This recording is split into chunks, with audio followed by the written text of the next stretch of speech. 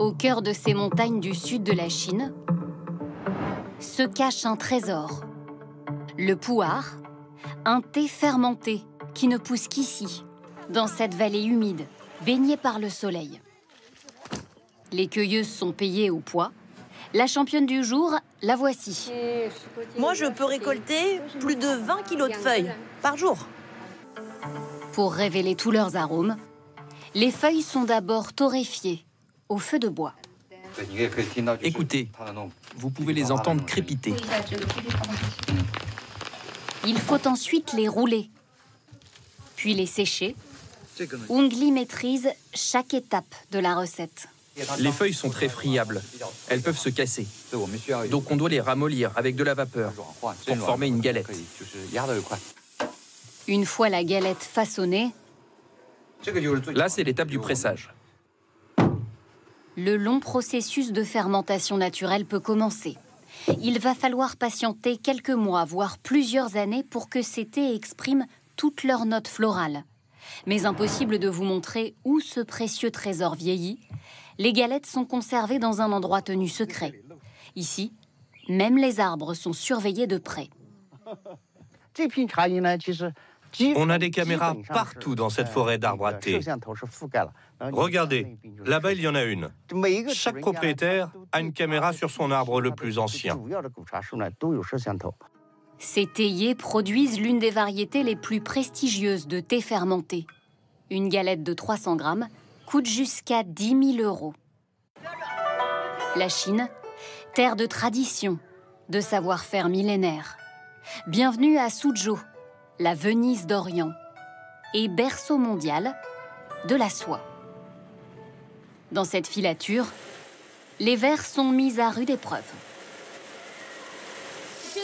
Là, je prends les cocons, je les plonge dans l'eau bouillante. Ensuite, je touille avec cette brosse. Ça me permet de trouver l'extrémité du fil. Voilà. Une fois que je l'ai, je l'accroche au-dessus. Un immense fil de plus de 800 mètres de long dans chaque cocon. Et en plus, on peut manger le verre. C'est très bon pour la peau. La plus précieuse de toutes les soies pour les Chinois, la voici, la soie Xiang Yunshang. Sa particularité, ocre d'un côté, noir de l'autre. Pour lui donner cette double couleur, des mois de travail sont nécessaires. Tout commence avec cette drôle de pomme de terre, l'igname.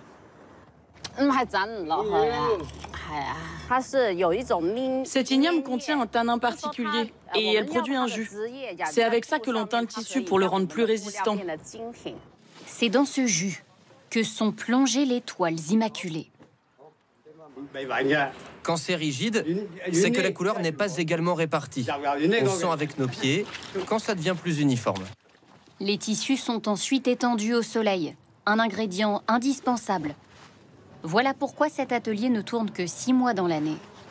Une fois séchés, les étoffes replongent dans leur bain ocre. L'opération est répétée 30 fois.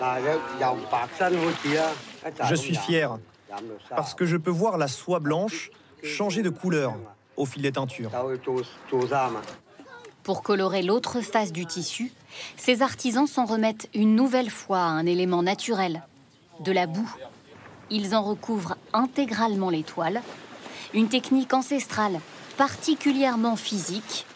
Voilà pourquoi ce tissu d'exception est l'un des plus chers du monde. Comptez 800 € le mètre. Autre symbole du luxe ultime, autre spécialité chinoise. Si vous êtes amateur de caviar, vous en avez probablement déjà mangé sans le savoir. 1/3 de la production mondiale vient de cette ferme, au sud de Shanghai. Le lac de Qiando est amplement recouvert de forêts. Donc l'eau est pleine d'oxygène. Sa composition se rapproche de l'eau dans laquelle grandissent les esturgeons sauvages. Avec ces poissons, l'entreprise produit chaque jour plus d'1 tonne de caviar. Les œufs sont prélevés directement dans les esturgeons femelles. Tous passent sous le palais de cette goûteuse attitrée. C'est bon. Pour vérifier qu'ils sont à point. Cela renferme 5 kilos d'or noir. Dans un seul de ces poissons, la valeur d'une voiture de luxe.